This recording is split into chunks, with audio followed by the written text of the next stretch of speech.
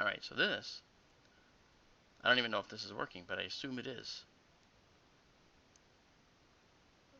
Okay, it's starting. It says the stream is starting. Oh, here we go. Alright, and my stream health is good.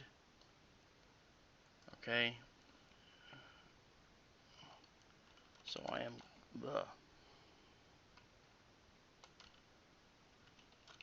I'm good now.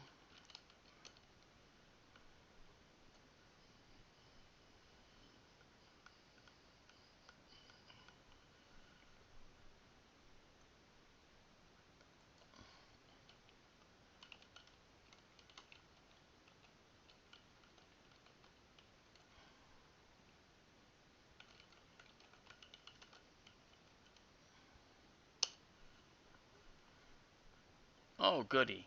I'm glad you can hear me. It's good to be heard.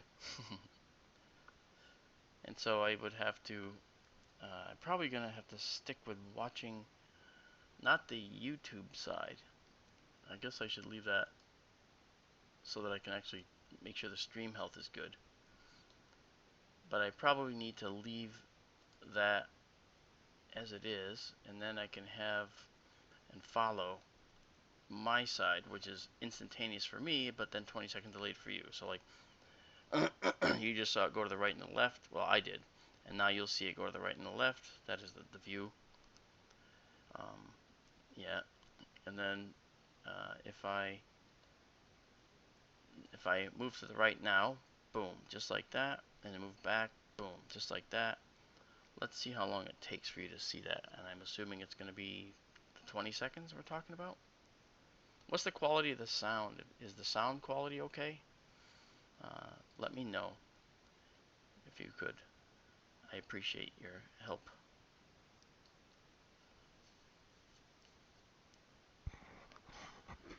Okay, 30 seconds approximately. I can turn up my mic a little bit.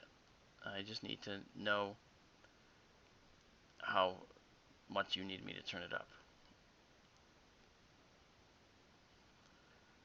Watch OBS. What you see and say will be synced up when we... Yeah, that's right. I get it. Yeah, you don't want to ride the delayed preview. I just turned my mic up a little. I don't know if that's making it worse or better, but let me know in 20 seconds or so. Well, a few seconds. So let me know, will ya? And that would be great.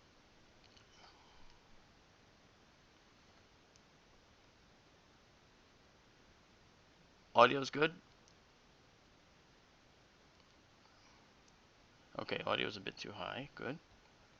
Because once I set this, I'm going to set it and forget it. You know what I mean? So, tell me how that is. Is this better? This is about how I would talk. I would talk like this and say, and this is the most amazing feature in the universe. It's called the 3D printer nebula. I know it looks just like a machine, but it's not. It's actually made of hot plasma and gas. Which is what people say I'm made of a lot of the time. I don't get that. So let me know what you think about the sound.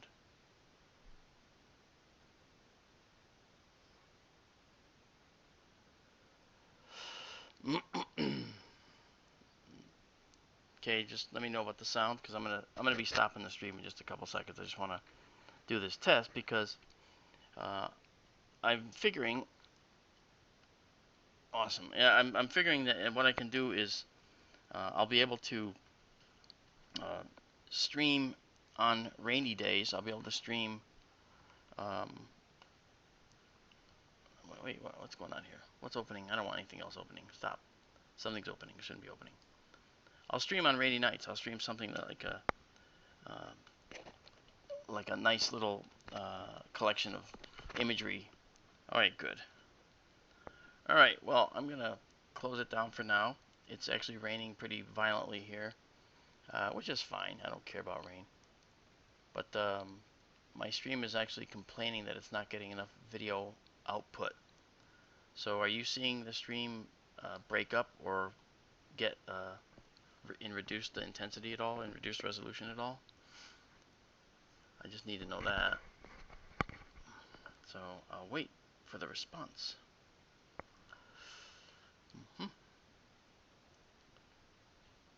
Oh, that was interesting. My camera did a weird thing. Okay. Now the neat thing is, I can actually go. Now why am I shouldn't have that being off. I should have that. Shouldn't be a problem here. I'm sorry, I'm just playing around here, but I'm trying to show some stuff here.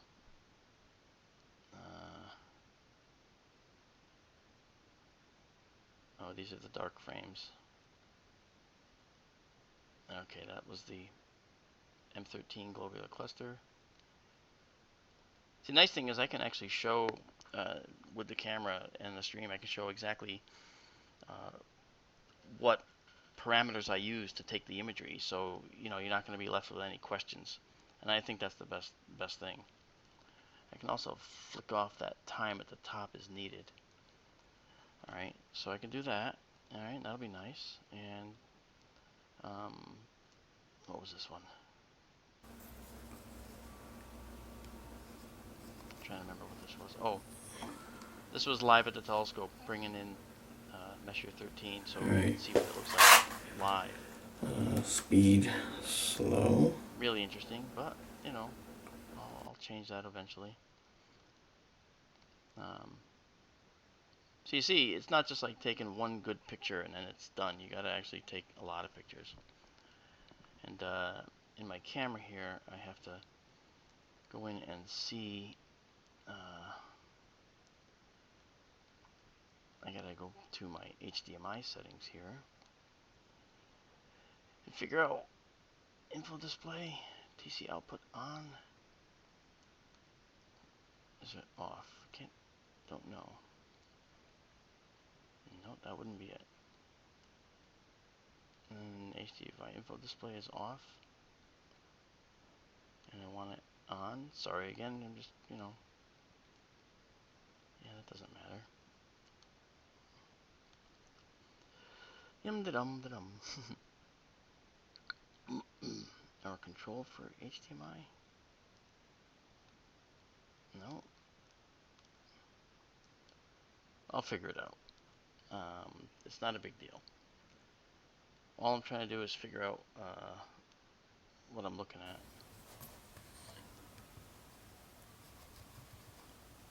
Right, so this is doing this. It's the exposure. Another. No, what the hell? Again, this was just Oh, testing. the Barlow. I keep forgetting that. I wasn't actually trying to do anything. Yeah, I have a Twitter account, man. I just never put anything in it. Okay.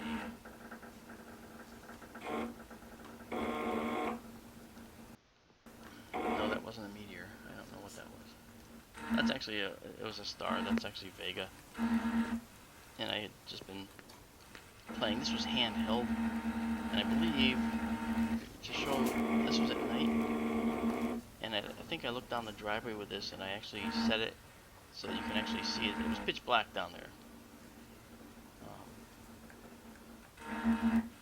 And you're only hearing me. If you're hearing something else, I wonder if that's the stuff that's recorded on the video when I took it. Still waiting to see if I went down the bottom of the driveway or shut it off. There's another one. It's really cool to see how the camera works. Oh, okay, we're back to that. Never mind. Let's see if I go. Oh, there's the Ring Nebula. Now this is one of a number of shots. You can see how I took shots and they changed. Like this.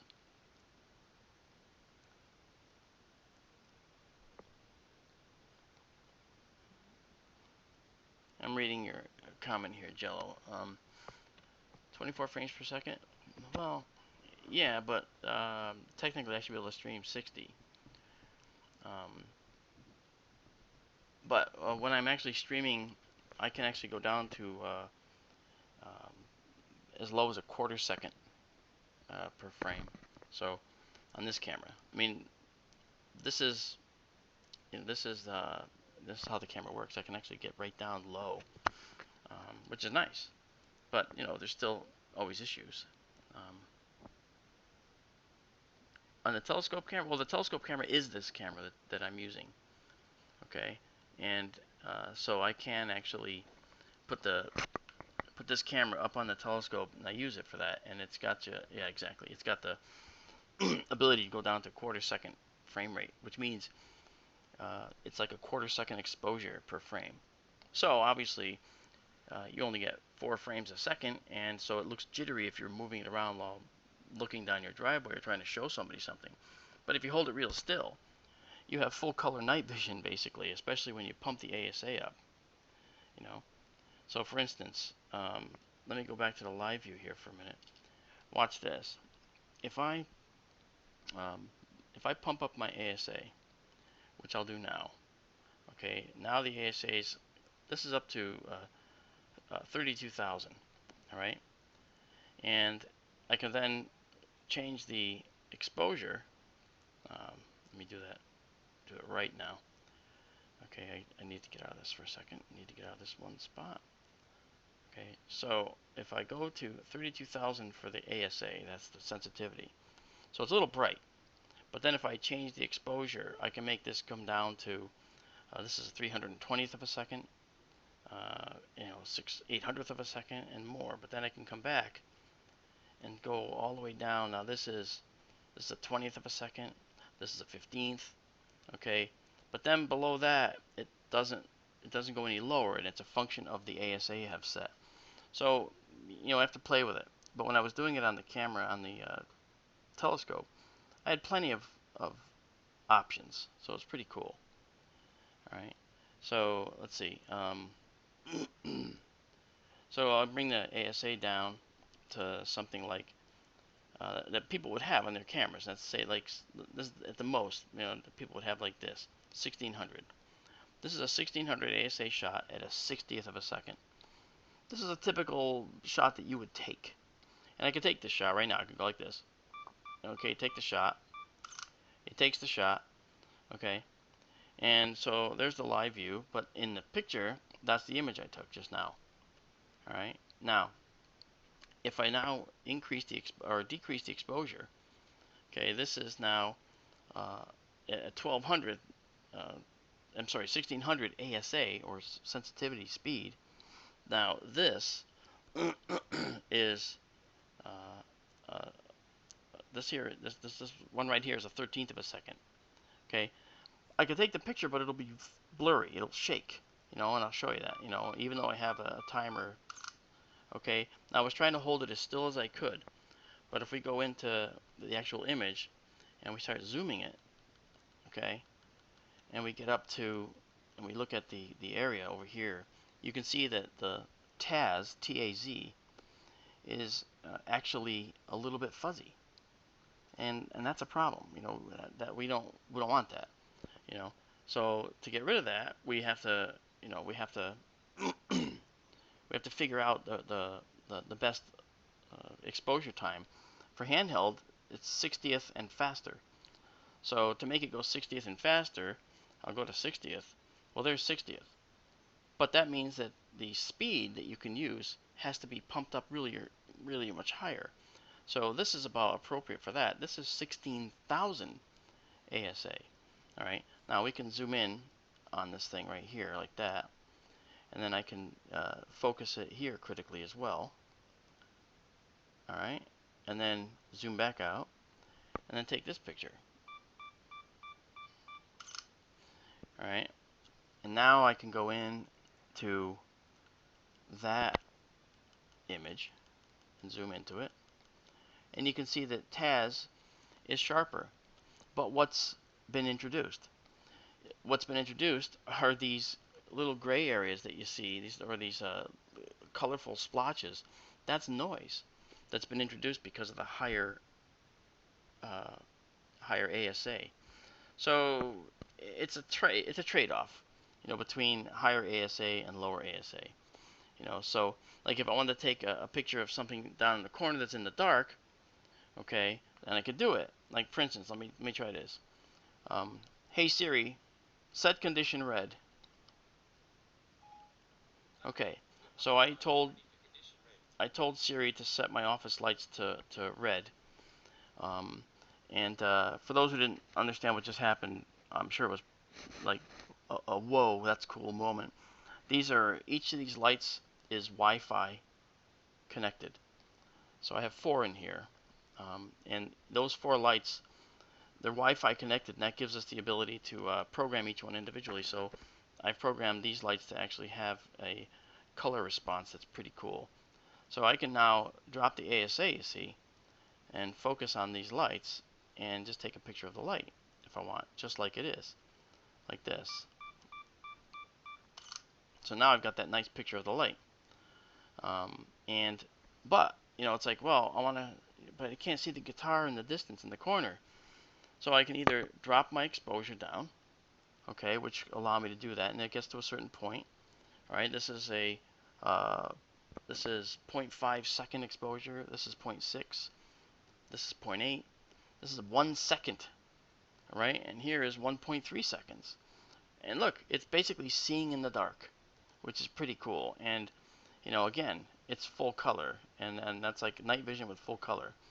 And you can even do focusing, critical focusing, just as before, fully in the dark. You know, um, so that's a really cool option for this. And so I like this. And this is, by the way, at ISO 200. Okay, 1.6 seconds. Now, if I pump the ISO up, the ASA, it's the same thing. Let's say I bring it up to say 1600, what we were talking about. Now it's too much, you see. But what I can do now is I can um, drop or increase decrease the exposure time and get back to what I was. But this is still at a tenth of a second. If I wanted to do it at a 60th of a second, which is here, then I have to go back and continue to pump the ASA up a little bit more. So it shows you that to get a similar photo to the one at 200 ASA that was at 1.6 seconds, a similar photo of this at 60th of a second has to happen at 16,000 ASA. So you see, it's a one-to-one relationship there. It's pretty cool. So now you get all your values, and this is how, when you take pictures in astronomy, this is what you're always doing a trade-off. How many seconds do you actually want to expose versus the ASA that you use? You get more noise, but the nice thing is I have some applications that can help remove the noise in those photos, and that's pretty cool. So that's the next step. But anyway, hey Siri, set condition CIC. Okay, CIC is blue like on destroyers. So, oops, I saw that blink. Um, so, this is a different sensitivity level to the camera. The camera sees blue differently than it sees red. So that was pretty neat. All right. And when I actually go out and do astronomy, uh, I actually go ahead and I set the lights in here to red. But I'll show you what I do. I say, I'll do it again.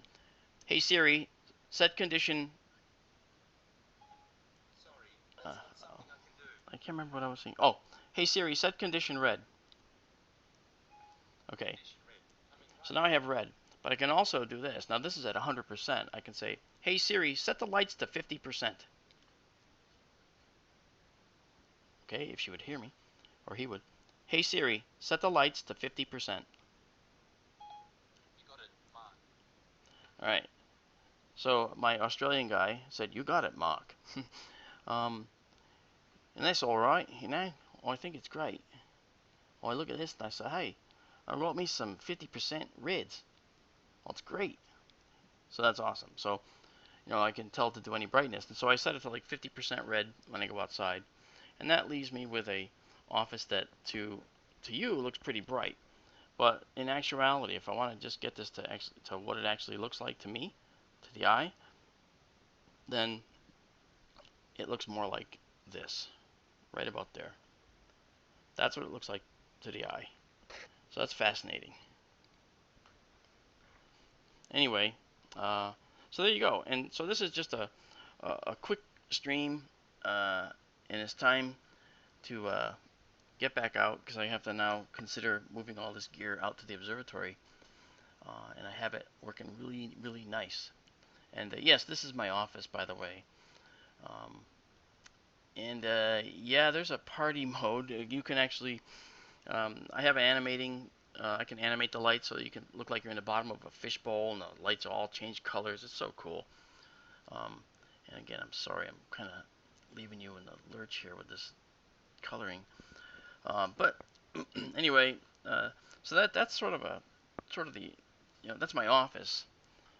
Hey Siri, set lights to bright. Too bright. There we go. Yeah, so that's actually a good place to to basically jump off of this. I think I'm not quite yet. Let's give you a little tour while I got you. While I got you.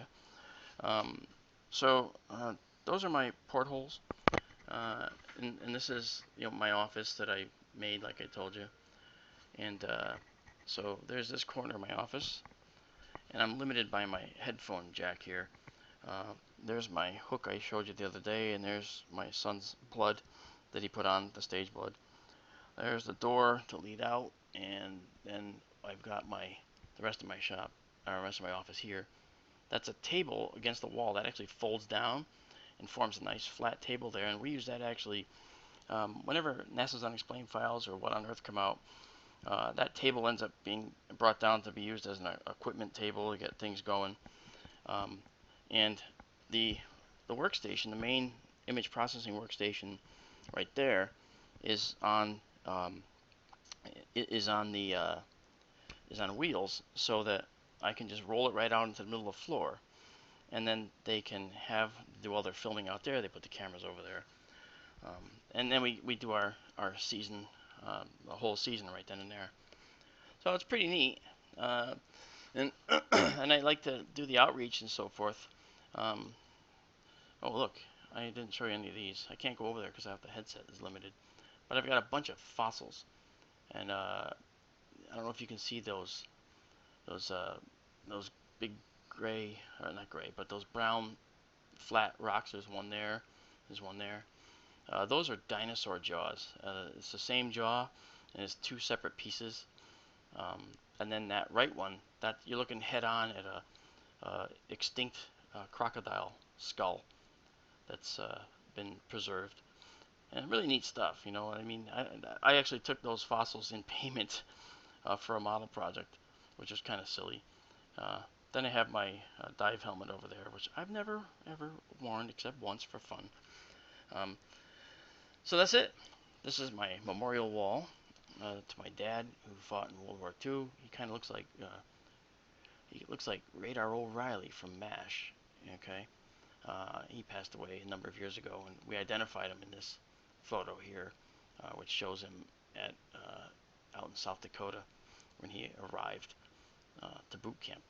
Um, but he was a leader of a platoon and so forth, and he worked under Patton, and he got reamed by Patton one day because he was sneaking his guys who were out getting drunk. He snuck them back into the base, and he was threatened by George Patton that he was going to be busted to private, and he took his information and everything, but he never heard from the guy. So yeah, he got away with not getting busted for saving his guys from court martial or whatever. So it was kind of cool.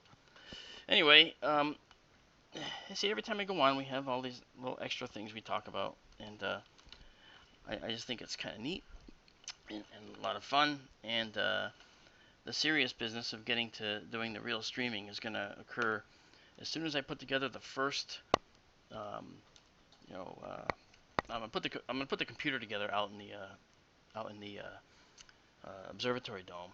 I'd love to give you a tour of the observatory dome right now, except that I don't have the computer in it, and so I can't do it yet. But I will. I'll be doing it, and when I do it, I will take you with me so you can see what you're looking at. And I'll also have a way for you to see more if I can get a second camera operational. I want to have one camera that's actually showing us working on the telescope, and then another that shows just what you see in the sky through the telescope, and then let you select back and forth if that's possible. That's a model I made. Again, I'm a model maker, remember, a visual effects guy. And that's a model I made of my cousin's lobster boat in Maine. It's an exact replica of his lobster boat. And I put it in here because it's just nautical. It fits the theme, which is kind of neat. And then, if I can't take you on a tour of my shop once again because I don't have anything but a cable connecting my camera. I don't have a Wi-Fi connection to anything yet for this, so um, I shall end up. I shall talk to you another time. I'm gonna have to terminate the stream. I've actually got to do some real work, believe it or not. I've got people who've been calling me the whole time that um, I was on the stream, and I have to figure out a way to make sure that I get back to them as well.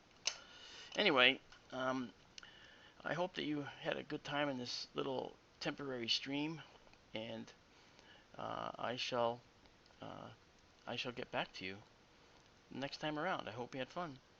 And thanks a lot for coming in. That was real nice. And thanks for your diagnostic help and trying to help me figure this all out. But we'll get there. We shall get there. So thanks. I'll talk to you later. Bye bye.